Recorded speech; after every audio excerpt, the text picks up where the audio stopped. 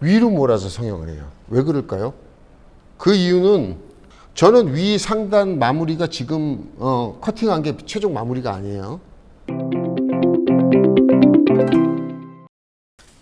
이렇게 지금 마스킹 테이프가 아예 붙지를 않죠. 이게 사실은 새 차 말고는 붙지 않는 게 정상이에요. 왜냐하면 지금 도어 트림 자체가 이 가죽이거나 아니면 플라스틱이죠.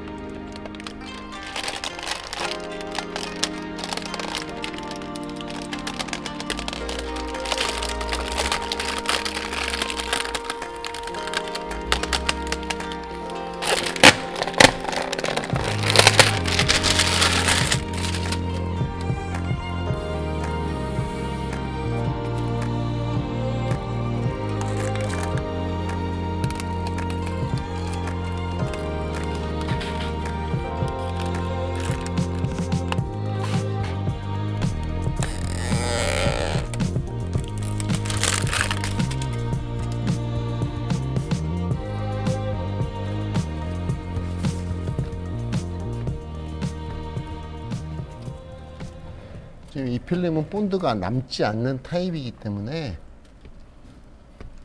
그냥 벗겨도 쉽게 벗겨지는 그런 필름입니다. 벗길 때 조금 급하게 뚜둑뚜둑 소리가 나면서 벗겨지는 이런 케이스에는 본드가 조각조각씩 이렇게 달라붙어 있어요. 그 조각조각으로 묻은 그 쪼가리들만 제거를 해주면 제거가 끝납니다.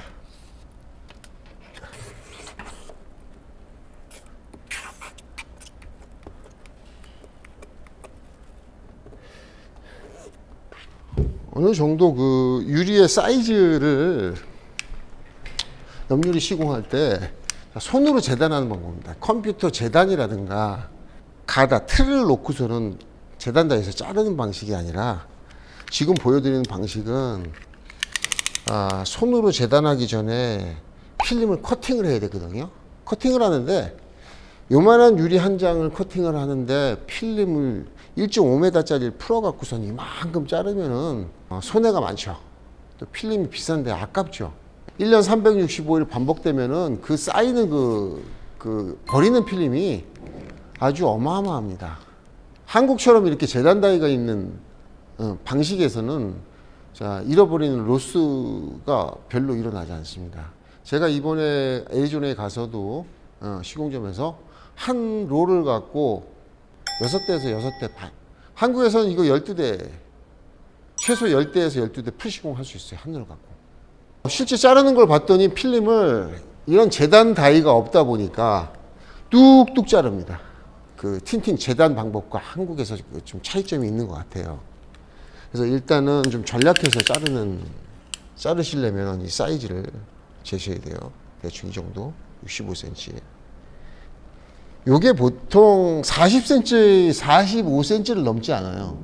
큰 차 같으면 47cm지만 보통 승용차 같은 경우는 43cm 높이가. 가로는 60cm, 65입니다. 예. 65cm보다 조금 더 길게 잡고 가로는 45cm 넉넉 잡고 45cm 자르겠습니다. 요만큼만 자르면 되죠.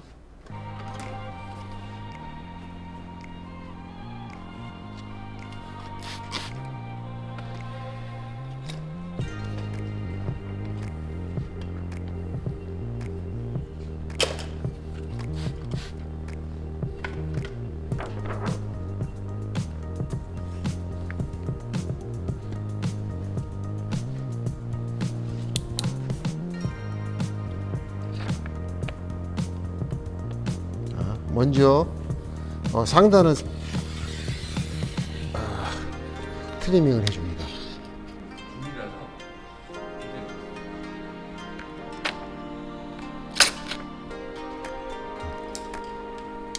자, 요거는 이제 크레파스.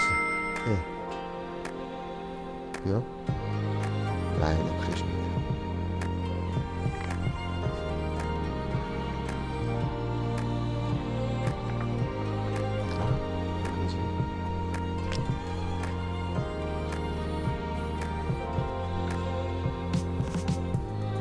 양쪽의 라인을 매직으로 그려줬고요. 자, 여기서 이제 하단을 커팅을 해주거나 표시를 해줘야 되는데, 보통은 이제 이 바깥쪽의 이 베킹과 이 안쪽의 베킹이 단차가 똑같은 경우도 있고, 또 바깥쪽의 베킹이 더 올라간 경우도 있어요. 그래서 안쪽에 있는 베킹의 높이를 실제로 보시고 똑같다면은 보통 이 하단 라인에서 5mm나 7mm를 커팅을 해줘야 되겠죠. 그래서 일단은 이 라인을 정확하게 표시를 해주고, 이 라인에서 실제로 이제 재단 다이에다 놓고 아까 그 라인에 그렸던 그런 부분보다 여기 라인 보시면은 바킹에서 바킹에 따라서 다르지만 저거는 좀 바깥쪽 바킹이 더 튀어나와 있기 때문에 이 단차를 충분히 줘야 됩니다. 한 5mm 정도 줘서 커팅을 해줘야 돼요.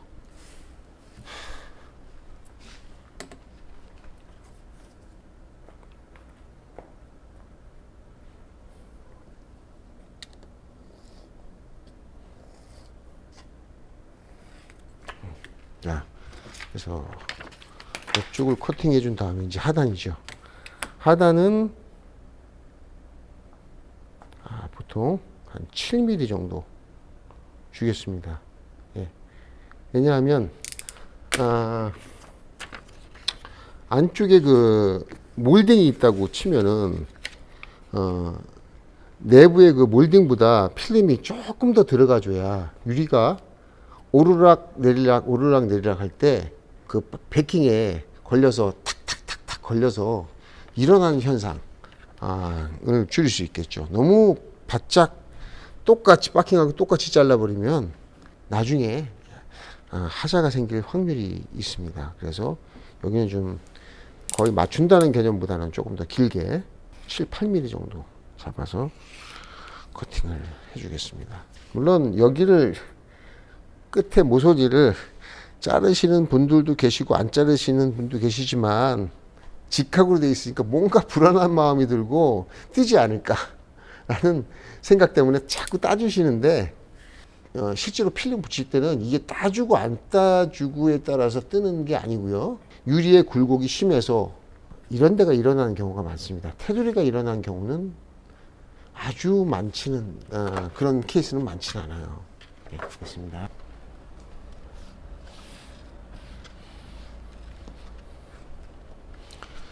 자, 미국에서는 옆유리 성형을 할 때 밑으로 몰아서 이 부분을 성형을 해요. 하지만 저는 위로 몰아서 성형을 해요. 왜 그럴까요? 그 이유는 저는 위 상단 마무리가 지금 커팅한 게 최종 마무리가 아니에요. 또 다시 한번 쉐이빙을 치기 때문에 이 상단이 이렇게 굴곡이 생겨서 뜨면 안 됩니다. 그리고 상단에 찌글찌글한 어떤 것들이 생겨도 다시 한번 커팅할 수 있는 어떤 그 타이밍이 있기 때문에 저는 상단에서 성형을 해줍니다.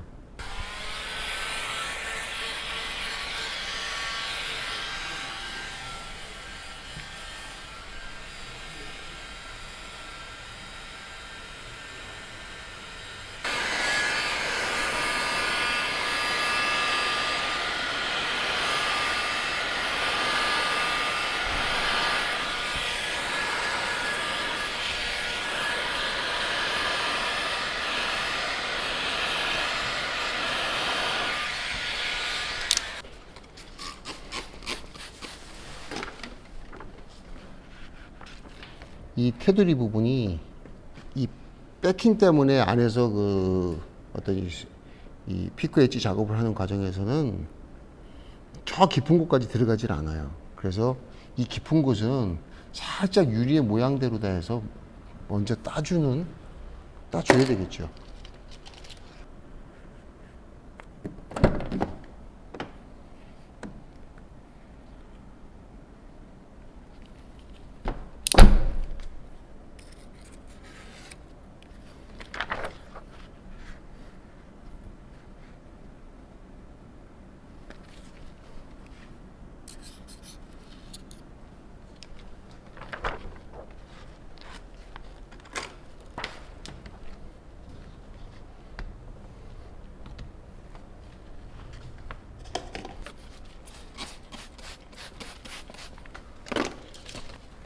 한번 그 칼로 스크래핑을 해서 긁어냈기 때문에 지금은 다시 한 번만 확인해서 본드 또가리가 있는지 확인만 하겠습니다. 손으로 스크래핑을 하면서 똥가리가 있으면 탁탁탁탁 걸려요. 자, 손으로 느끼면서 지금 스크래핑을 플라스틱으로 해줬고요. 유리의 상단, 이 상단과 이 뒷면 먼지를 제거를 깨끗이 해서 타고 들어올 수 있는 가능성을 없애도록 해주는 게 중요합니다.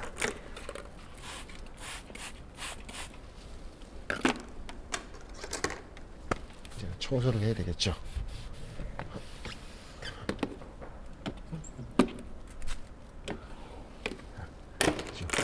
사이드는 제가 그전에도 설명을, 자, 어떤 헤라라도 닦은 다음에 유리에 대는 순간에 먼지가 들어갈 수 있습니다. 그래서 굳이 헤라로 이걸 긁어서 내릴 필요성은 저는 전혀 느끼지 못합니다.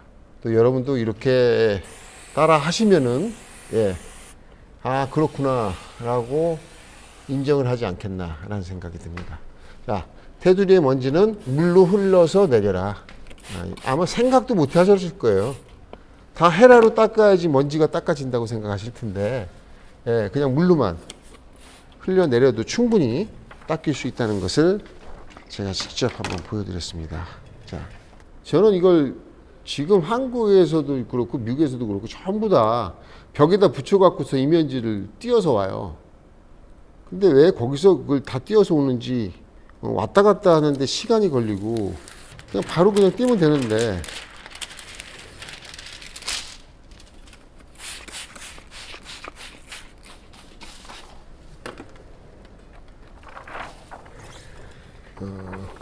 왜 그런 절차를 하시는지 저는 글쎄 이해를 못 하겠습니다.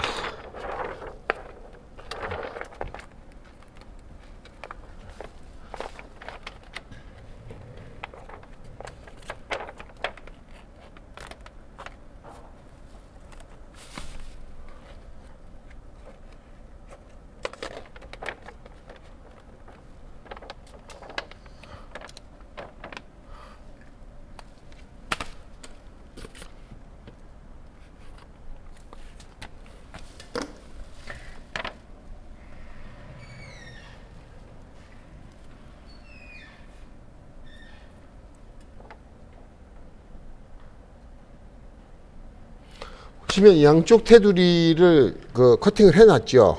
커팅을 해놨기 때문에 양쪽 테두리의 맨 끝선이 이 면치 부분과 닿는 부분과 완전히 일치를 시켜주면 됩니다.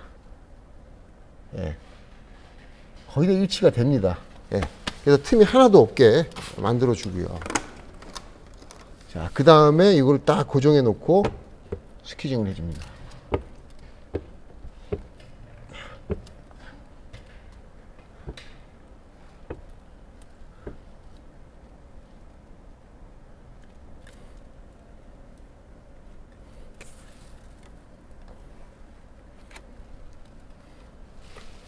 자, 이런 헤라를 다른 데서는 잘 안 씁니다. 한국에서는 많이 쓰지만 굉장히 좋은 도구입니다. 굉장히 좋은 도구예요. 미국에서는 뭐 막 휘어지는 어떤 그 카드, 이런 카드도 쓰시고 하는데, 이게 얇아야 요즘에 그 차들이 바킹이 굉장히 강하고 좁거든요. 그 다음 깊거든요. 그런 카드들이 힘이 없어요. 힘이 없기 때문에 깊은 곳까지 찔러서 스퀴징을 효과적으로 해줄 수가 없기 때문에 이러한 도구를 쓰시면은 굉장히 도움이 되실 것 같아요. 그 다음에, 자.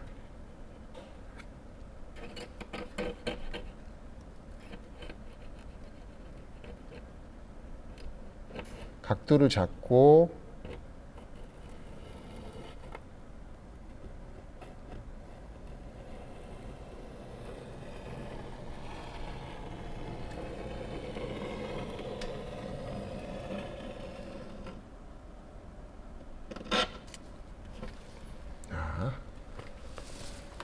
여기서 중요한 거는 뭐냐면, 먼저 플라스틱 스퀴즈를 대기 전에 이런 우레탄 스퀴즈로 닦아줘야 돼요. 왜 그러냐 하면, 이 동작을 하면서 이 소리 들리시죠? 유리와 쇠가 만나서 눈에는 보이지 않지만 가루들이 서걱서걱, 한 미세한 조각들이 한 번 갈 때마다 100개 정도씩 떨어져요. 그 가루들이 이 필름 위쪽에 떨어진 상태에서 바로 플라스틱 스퀴즈를 해주게 되면, 그런 가루가 유리하고 필름과 이 헤라 사이에 껴서 기스가 생깁니다. 먼저 그런 기스를 스퀴징과 청소의 역할을 하도록 스퀴징을 밀어준 다음에 한번 닦아주고, 그 다음에 스퀴징을 하셔야 됩니다. 이렇게. 이런 동작을 통해서 이게 지금 스퀴징에 여기 스크래치가 생겼을 때 이게 왜 생기는지 그 원인을 잡지를 못해갖고, 헤라만 계속 빼빠에다가 샌드페이퍼에다 갈고 해봐도 또 기스나고 하죠. 헤라는 모르겠다. 나 이거 안 해. 이렇게 됩니다. 제대로 원인을 알고 하셔야 이걸 계속 구사를 하실 수가 있어요. 기술 구사를 오래 하시려면 원인을 알아야 됩니다. 요거는 바로 올려도 바킹이 아무리 빡빡하고 강해도 일어나지가 않습니다. 이거는. 올리고요.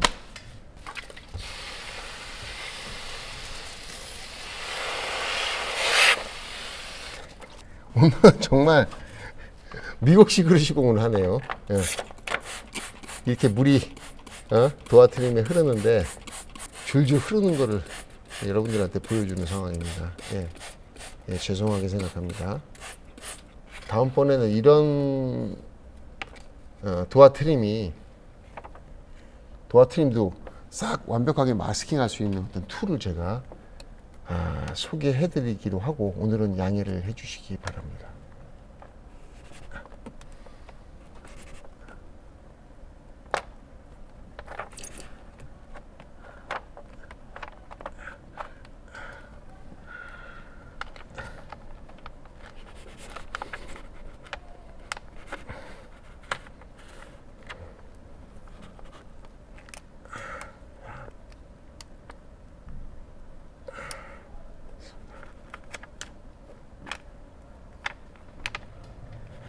레이니 블루 필름은 굉장히 두꺼워요. 실제적으로 3플라이에다가 두께는 2.2 MIL 두께입니다. 굉장히 두껍죠. 두껍다 보니까 이 사이드 접히고 씹힐 수 있는 가능성이 아주 높아요.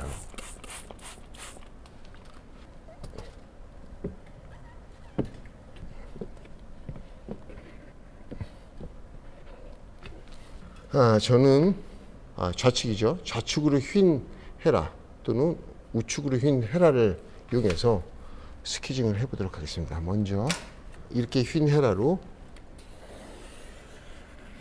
이렇게 우측의 깊은 곳까지 찔러도 얘가 휘어 있기 때문에 아주 강하게 저 모서리를 밀어줄 수 있는 거죠. 그리고 측면 다시 바킹이 좀 깊어요. 깊지만은 이 플라스틱 헤라가 이렇게 휘어 있기 때문에 쉽게 강하게 퍼펙트하게 이렇게 스키징을 해줬습니다.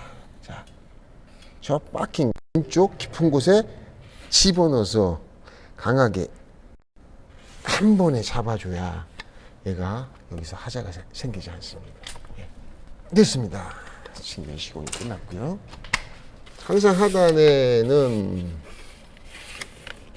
종이를 끼워서 최대한 출고되기 전까지 이 하단이 마를 수 있도록 꼬은 종이 페이퍼를 껴줍니다.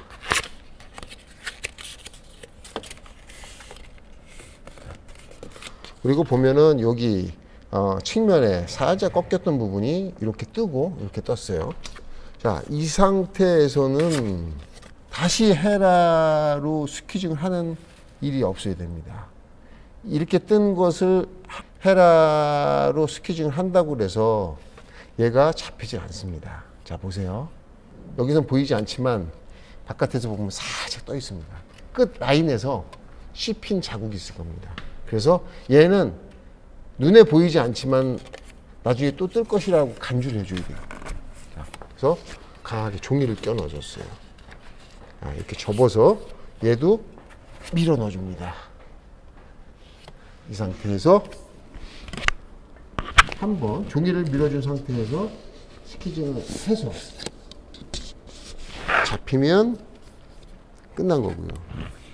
그래야 꺾여 있고 젖어 있는 곳이 이 종이로 인해서 싹 습기를 흡수하면서 고정이 되는 거죠. 자, 이런 쪽유리는 이런 이면지를 대고 딱 투명한 상태에서 따주면 좀 쉽게 딸 수 있겠죠. 그래서 이면지를 댈 때 이 반대쪽은 매직이 그려지지가 않아요. 필름이 붙었던 곳은 실리콘 코팅이 되어 있기 때문에 매직이 그려지지가 않아요. 그 실리콘 코팅 처리의 반대 부분을 딱 대고서는 그리면 쉽게 그려질 수가 있죠. 안쪽에 박힌이 굉장히 넓기 때문에 얘는 좀 널찍하게 잡아도 되고요.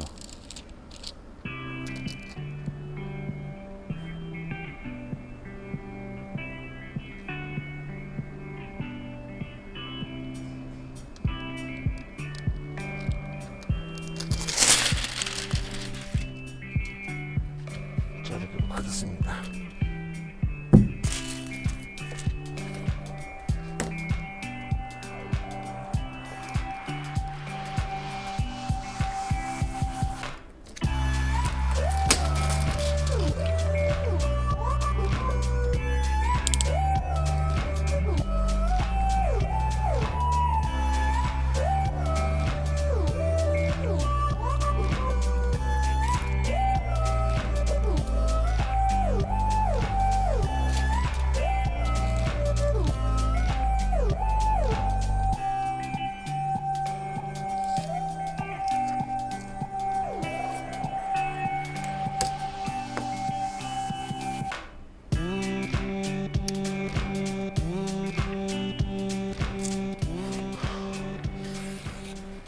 삼 시리즈의 쪽유리, 삼각유리 같은 경우는 이건 좀 오래된 차죠. 한 10년이 넘은 차들은 대부분 이 점박이가 이렇게 돌출이 돼 있어요. 그래서 손으로 만져보면 우들우들한 그 도트의 느낌이 있죠. 제거를 하는 경우에 이 점박이에 묻어나는 경우가 상당히 많기 때문에 이렇게 꺼끌꺼끌한 와이프를 극세사 하면 딱 제격이죠. 본드가 투명하기 때문에 조금 남아도 잘 보이지 않는 경우가 많아요. 그래서 눈으로 보이지는 않지만 한번 긁어서 이 본드 조가리가 도트에 묻게 되면은 시공한 다음에 본드의 테두리에 하얀 라인으로 보여집니다. 그래서 재시공한 차라 하더라도 새 차처럼 시공할 수 있습니다. 재시공한 차기 때문에 헌 썬팅으로 시공하겠습니다. 이거는 양해를 해 주십시오. 조금 본드가 들어가도 양해를 해줘야 됩니다라고 손님한테 반협박성 멘트를 하시는 분들이 있습니다. 예. 우리는 그 프로기 때문에 그런 어떤 멘트는 좀 불필요하지 않나 하는 생각이 들어요. 예. 돈을 받고 시공하는 것 같으면 재고비를 몇만 원을 더 받으시든가 해서 새 차처럼, 새 차에 틴팅하는 것처럼 깔끔하게 시공해 주는 것이 기본 기술자들의 자세가 아닌가라고 생각을 합니다. 자, 오래된 차일수록 이 바킹 안쪽의 먼지는 어마어마합니다. 눈에 보이지 않는 어마어마한 먼지를 다 이 플라스틱으로 긁어서 다 청소를 해줄 수는 없죠. 최소한의 설정으로 해줘야 되는데 먼지는 또 들어가면 안 돼. 계속 긁으면 계속 먼지가 나와요. 근데 하루 종일 긁고 있을 수 없다 보니까 짧은 시간 안에 일단은 안 들어가면 되잖아요. 그래서 이런 식으로 물로다 흘려주라. 그 다음에 플라스틱으로 스크래핑을 해줘라. 다시 한번 해줘라. 자, 이게 청소입니다. 이 조그만 유리에다가 자꾸 이 플라스틱 헤라를 대고 백핑이 들어간 거를 또 이 먼지가 많은 거를 또 대고 하는 사이에 먼지가 쪽유리에 몇 개 정도씩 들어가요. 그런 오류를 굳이 불필요한 동작을 하지 마시고, 자, 이거 같은 경우는 이제 이게 청소가 끝난 겁니다. 노스키징 기법이에요.